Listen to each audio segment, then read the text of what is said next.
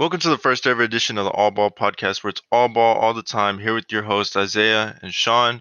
Isaiah, how you feeling today, man? What are your initial thoughts about what's going on around the league today? Man, I'm feeling good. I'm feeling good, especially with the way this draft went for the Rockets. Loving all of our picks. Yeah, man, I really loved all our picks too. I think getting Jalen Green with the second overall pick was obviously the best outcome that we could have had, especially if being that our pick could have fell so far. And then also getting Sengun, I think was also great. I see a lot of upside in him. Garuba with his high motor, a lot of good defense from him. I think he's going to be a really good pick. And then getting Josh Christopher, I think maybe might have been a little bit of a reach, but I think that his excitingness to come here in Houston, play with Green again, is going to be really huge. Yeah, and I kind of want to go one by one on this and really go like more in depth with Green. First, really happy that we took Green. All the people saying we should have took Mobley disagree. We did not need Yep. another big. Even all the people were like, he can do it all on the court. Yeah, I don't care. We need guard talent, especially since we already have Wood right now. Right.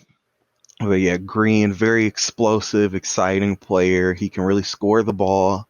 And I feel like he might struggle in his first year a little bit, just getting fully acclimated to the NBA. But I feel like he's going to kind of have a Anthony Edwards type season where it starts off a little slow and then towards the second half he really picks it up and he's in there for rookie of the year.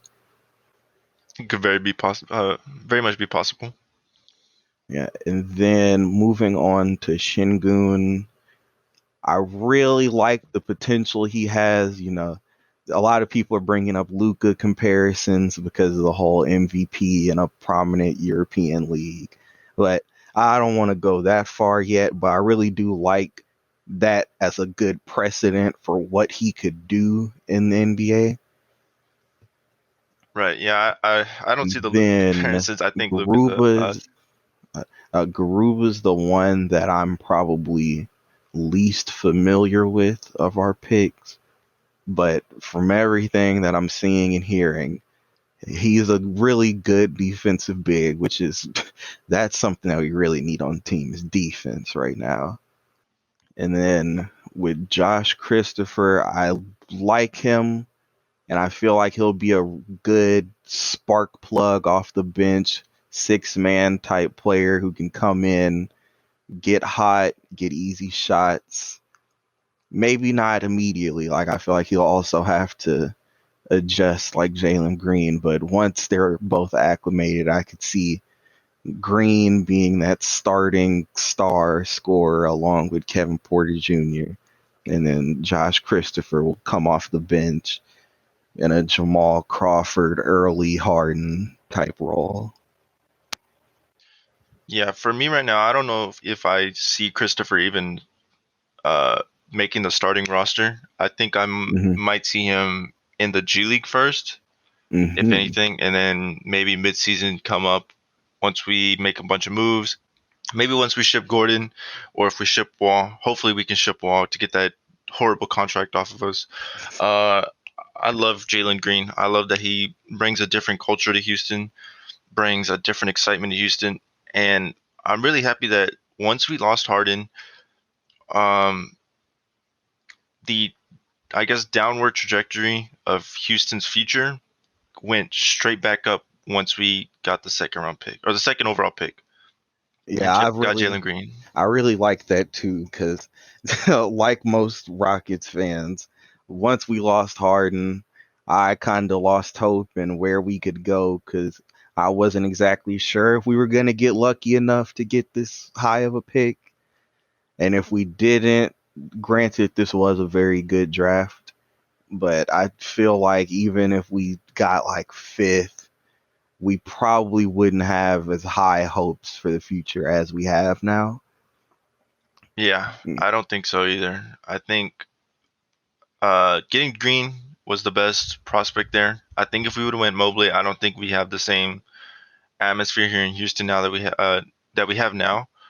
I think Jalen Green's such an exciting player. He fits, I guess, that Houston mold.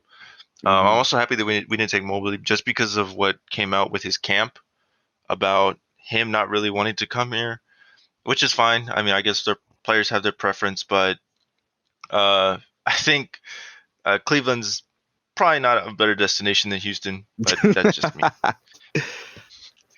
Yeah, I'm not gonna try and cause any intercity wars here. As far as just the two teams, yeah, I think really you're bottom of the barrel with either team because both teams are picking in the high lottery here. So as far as, oh, I don't want to go here, I don't think players should really have that kind of preference when your two options are Houston and Cleveland, who are both bottom of the league. But that's fine though. That's fine because everybody went where they wanted to go except Jalen Green because he did want to be the first overall pick. But that's fine because he's gonna love it here in Houston. Yeah, I really think so. I think I'm blanking on our head coach's name. Steven Silas. Silas.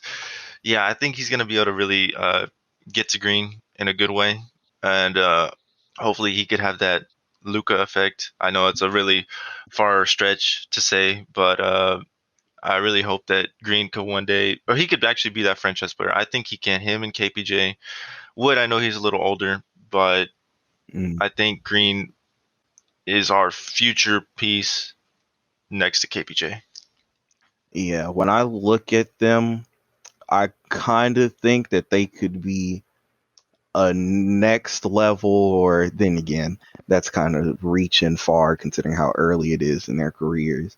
But I think that they could be a Dame and CJ type backcourt, maybe better, depending on how the two of them develop defensively. But if I really think about the future of this team, ideally, those two guys are stars. There are star guards. They can both facilitate and score, and they're both going to be good defenders. Again, ideally.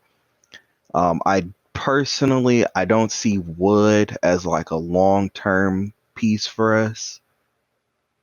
I think it'll be good for him to develop into full all-star caliber player that he can be here. And either after this contract or the one after, then he goes somewhere where he can contribute on a contending team because he's significantly older than our young core. So I don't like the conflicting timelines there. But it'll be good to have him now to kind of work with Shingun and help him develop. And then Garuba is going to be good alongside either one of them because he's going to provide the defense that two of them are lacking. And then just the rest of our pieces, like, Josh Christopher, who we've been talking about. Once he's ready, I can see him being a good six man. We have Jayshawn Tate for good energy, both sides of the floor. Kenyon Martin Jr. looked like he was picking it up in the second half of the season. So, yeah, I really like how the Green pick led to all of the other picks and really just gave us a solid young core to build around. Yeah, I think the Jalen Green pick really set us up for the rest of our three picks in the draft.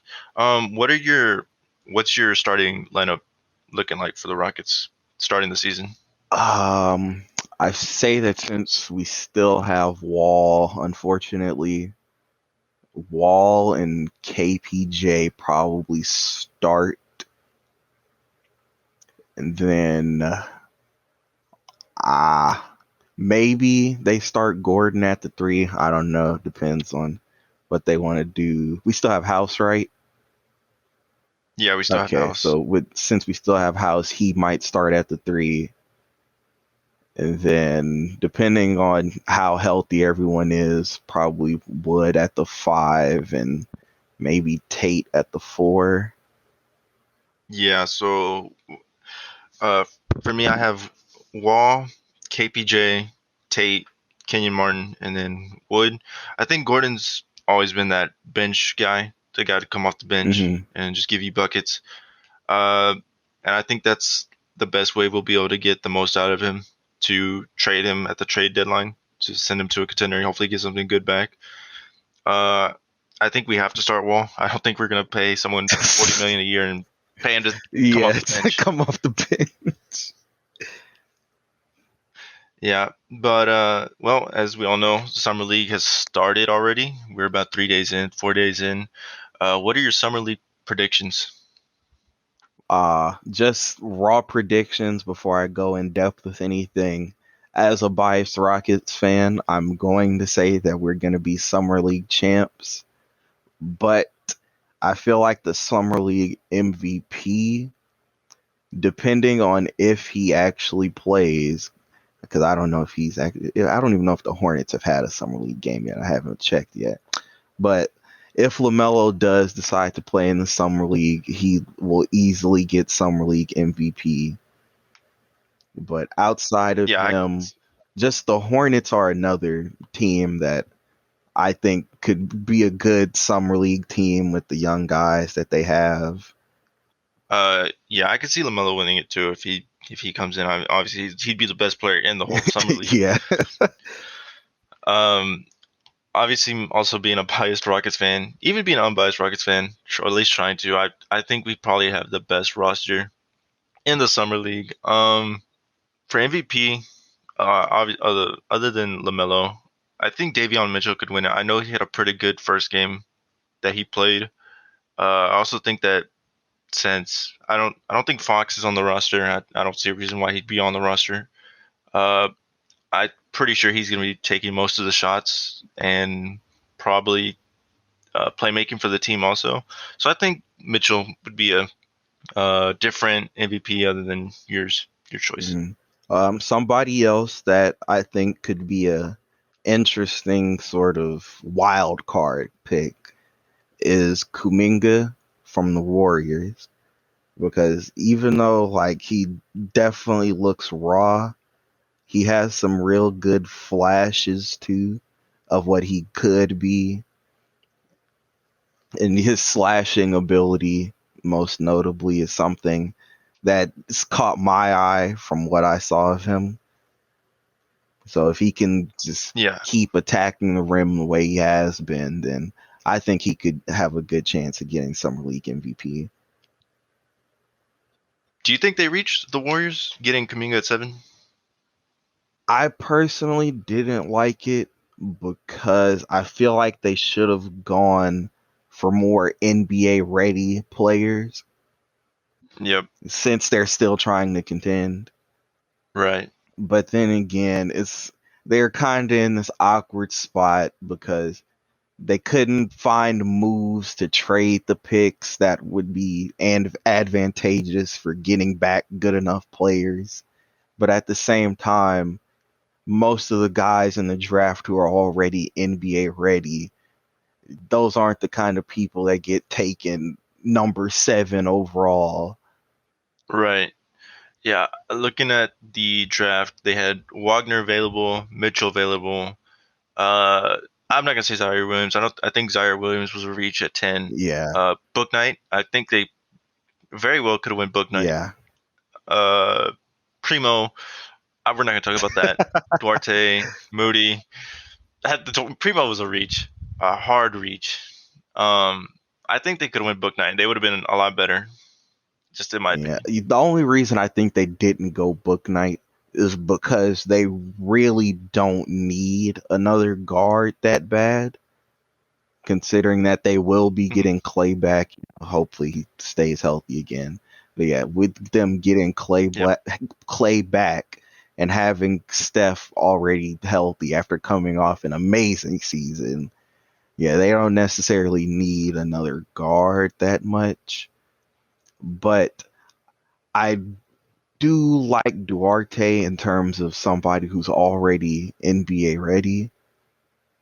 So I feel like he's somebody that I wanted them to take, but realistic taking him at number 7. Yeah, at number 7, I don't see it. I'm sure they were upset the Pacers took him right before at Yeah, 13. But I think Moses Moody was a great pick for 14 also. I mean, I don't think they could be that upset at getting Moody over Zito Duarte. Just Kaminga at 7. Well, not basically at 7. More that it was the Warriors who picked him. yeah, I know they picked him more for his upside than NBA readiness, but I think at 7 you probably have to pick NBA readiness because of their situation. yeah. Like even it's an unfortunate situation that they want to contend, but also we're so high in the lottery. Just I feel like they should have traded that pick down, gave some other team the opportunity to get Kuminga, give him time to develop more. Because let's say that he does develop quickly on the Warriors, he's likely going to develop into a very solid role player, having to play around guys like Stephen Clay. So it's kind of gonna his growth in the league playing with them. And yeah, I just don't Yep. think it's worth drafting a role player with the seventh pick. Yeah, I don't see that either. I don't like that either. And if Clay does come back, quote unquote, healthy, is he 100%? Like, is he really still going to be that Clay Thompson we knew? Is he still going to be that great on defense? Is he still going to be able Defense to is be the moving around only the court like he part where does? I have questions about him because coming off ACL and Achilles back to back, that's a rough combination. So I'm gonna be worried Yep. about his lateral quickness and how well he can keep up with guys. But offensively, I don't see him missing a beat, considering that this is a guy who dropped 60 points on like 4 dribbles or something like that. Like, he's the kind of guy who can just run down the court, get to his spot, and you just throw him the ball in the corner. It's in. Doesn't matter who's in his face. Yeah, I think that if he comes back at least 90% healthy, he'll still be as good as he was. I mean, his defense may lack a little bit, but like you said, he doesn't. He's most of a more of a spot up shooter, and uh, I don't. Obviously, that doesn't require much mobility unless you're coming off Mhm. screens. But as long as he can sit in the corner and just be that guy while Steph does his thing, then I think they'll be okay. Yeah, I for sure believe that offensively Clay will be 100% fine, even coming off screens, especially when you see how KD has been. First, just in the regular season, came back immediately to his old self, didn't look like he had missed any time. Then throughout the season, keeping it up despite having to sit out games for minor injuries and then health and safety protocols.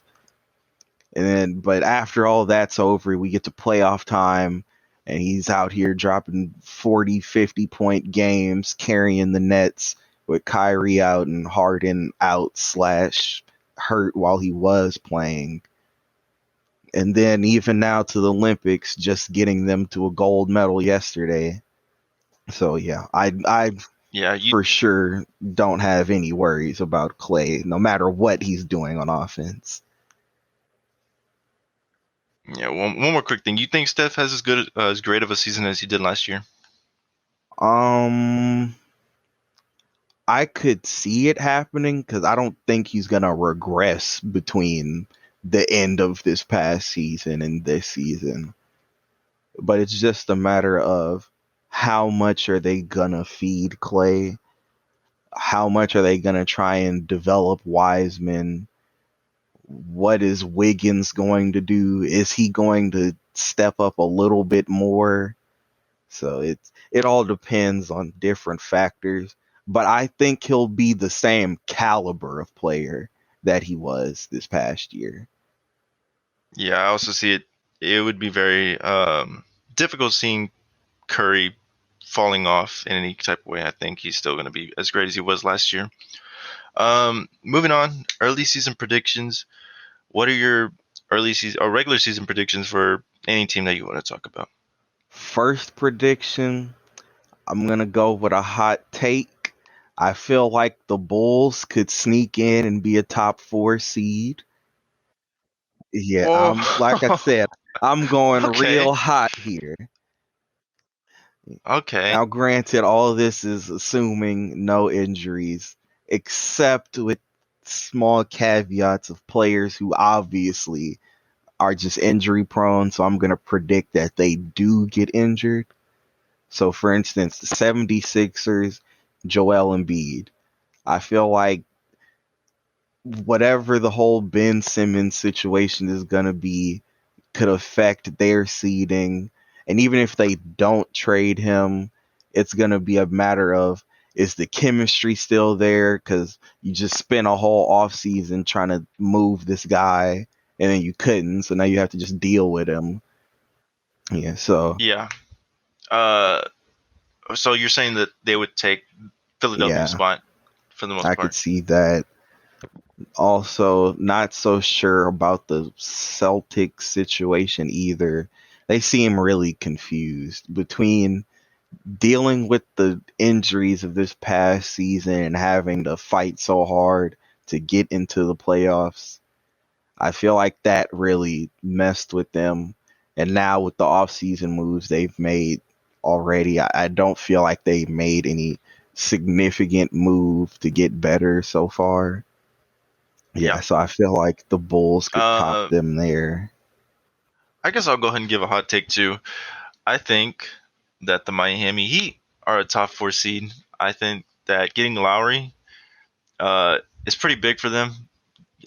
Taking off that pressure of Jimmy Butler to be, I guess, the main ball handler and Hmm. playmaker would be pretty good for him. I think getting Tucker, I know he's old, doesn't do much on offense.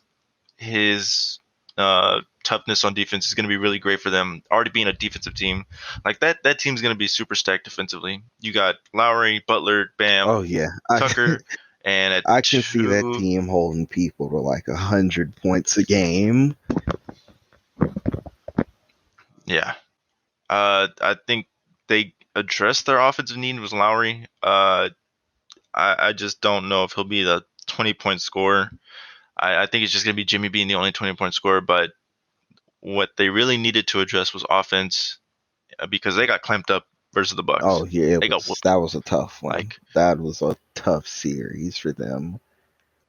yeah, it was pretty bad. And I think Lowry will help them on offense enough to where it won't seem like they're so Hmm. defensive minded, where it'll seem like the Bucks are, I mean, not the Bucks, the Heat are more of a balanced team. I think Hero steps up. He gets out of that sophomore season slump. I think Duncan takes a step up too. Um, but I don't know who they would replace for me in the top four of the East.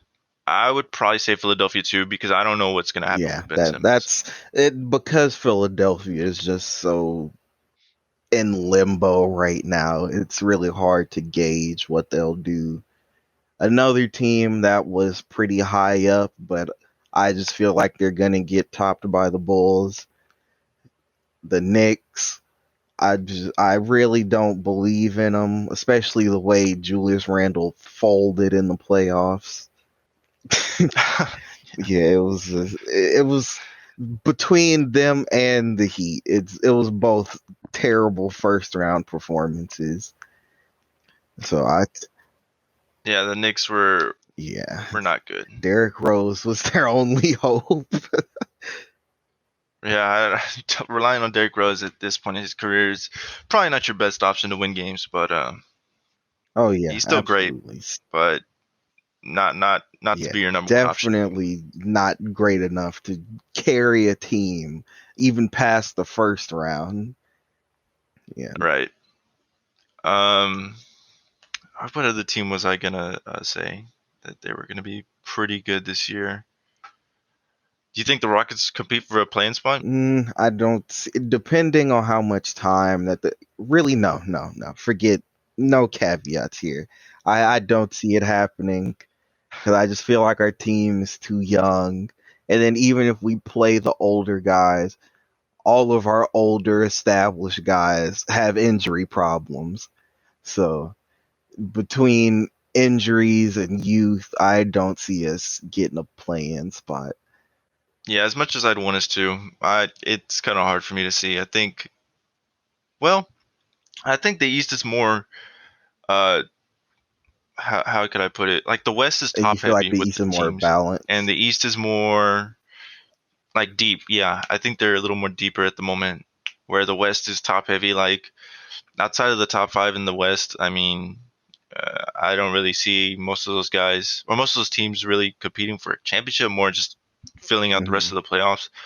But I think you know the Hawks showing that they were, I think, what the 5 seed getting to Hmm. the ECF.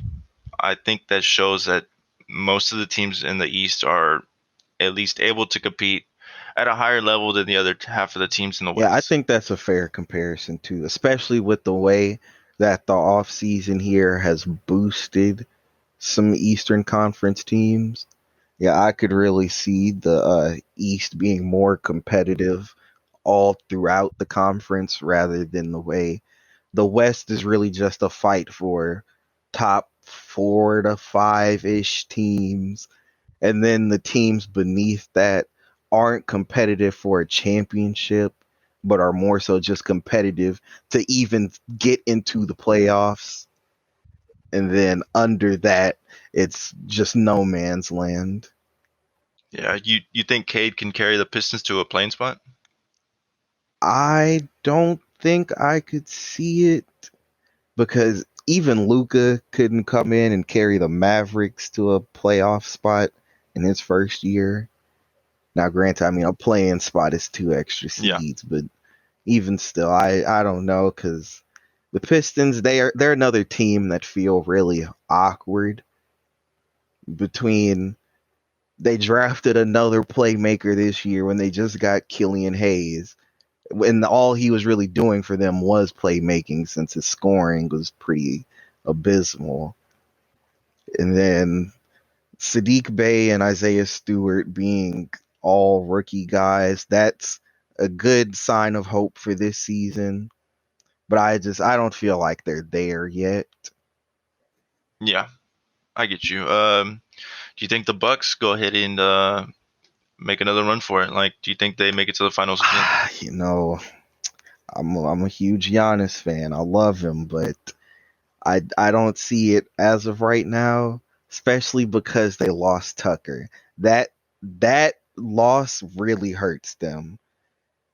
And then the only real major bring back, well, not bring back, because bring back Bobby Portis was important too, but the only major signing they did was George Hill, who, first of all, has been a terrible choke artist the past few years in his career between Cavs with LeBron, even in the bubble with the Bucks.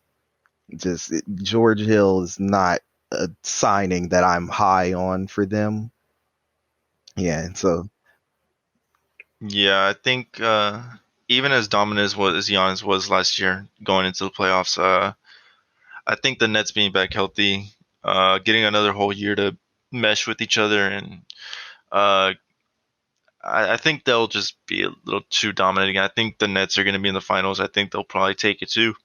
I just don't see any other team out there that could really yeah, and compete with then them. even besides the Nets and their whole situation being the first like big super team of this super team resurgence, like the Heat have undeniably improved. So it wouldn't be a shock to me if the Heat dethrone the Bucks. Wouldn't be a shock to me if maybe if the Celtics somehow got it together and did it too.